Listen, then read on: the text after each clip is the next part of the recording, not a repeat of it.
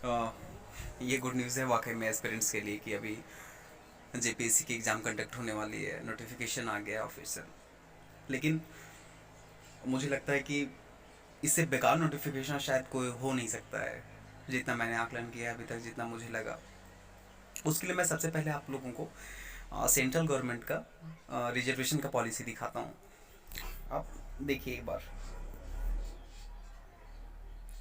ये है। एससी के लिए 15% है, एसटी के लिए 7.5% है, ओबीसी के लिए 27% है, और 10% है इकोनॉमिकली वीकर सेक्शन और ईडब्ल्यूएस के लिए। अब मैं आपको यहाँ पे दिखाता हूँ जो झारखंड की आई है। देखिए, सबसे पहला है आपका प्रशासनिक सुधार तथा राजभाषा विभाग जो है पहले नंबर पे। मैं इसका बात कर रहा हूँ पहले नंबर पे। जनरल जो कुल है, जो कुल पद है उसमें वो है 44, जिसमें अनारक्षित है 18, जिसमें हर कोई अप्लाई कर सकते हैं। और अगर इसी के बगल में देखा जाए अनुसूचित जनजाति के लिए, तो उसमें 17 पद है, 17। मतलब ये सबसे हाईएस्ट पोस्ट होता है जेपीएससी का, जिसमें 17 पोस्ट रिजर्व कर दिया गया है, वो भी एससी के लिए। आई थिंक ये अनुसूचित जनजाति के लिए है। 17, जो 17 पद है उसको रिजर्व कर दिया गया है।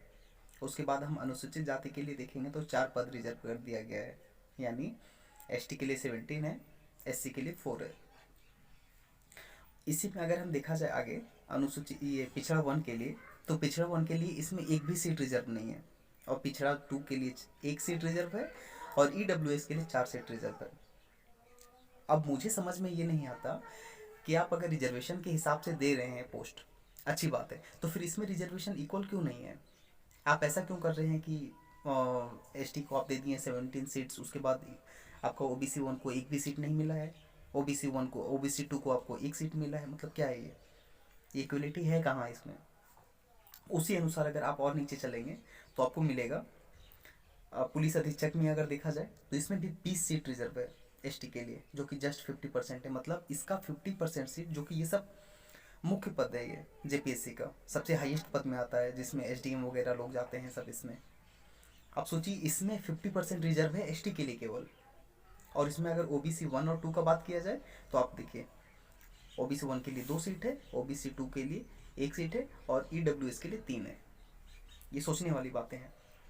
इसी प्रकार अगर कुल मिला के देखा जाए, आप एक चीज़ गौर करिएगा कि जितना अच्छा पद है, जो एडमिनिस्ट्रेटिव पोस्ट है, उसमें लगभग 50% सीट तो आपका इसके लिए आरक्षित कर दिया गया है एसटी के लिए।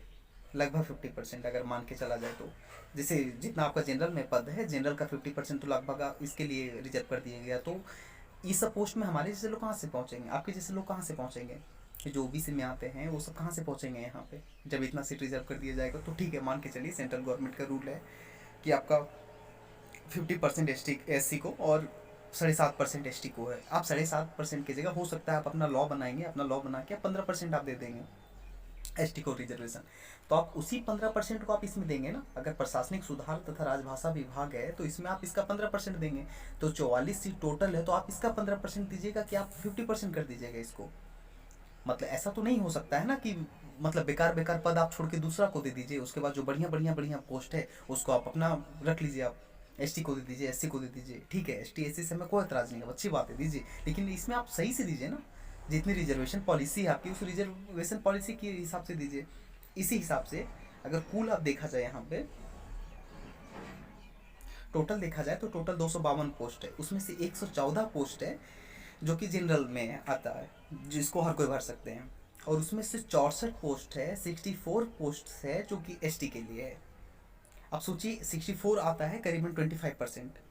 25% पोस्ट रिजर्व है एसटी के लिए, 22%। उसके बाद आपका अगर बात किया जाए एससी के लिए तो 22 है।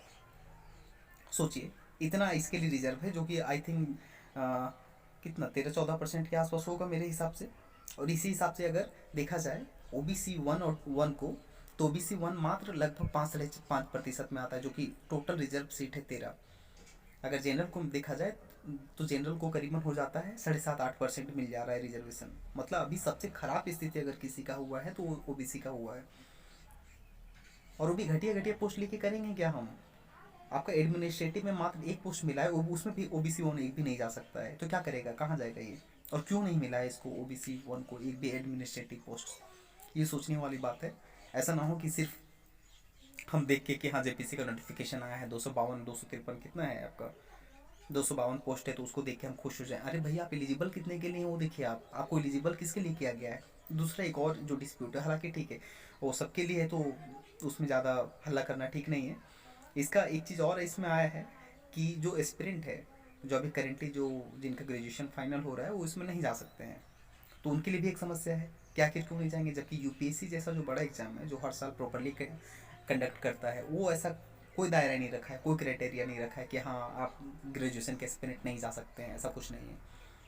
तो जेपीएससी जितनी उम्मीद थी कि हाँ जो एनर्जी लेवल था हमारा कि हाँ आएगा बहुत अच्छे से करेंगे, वो सारा का सारा बेकार कर दिया।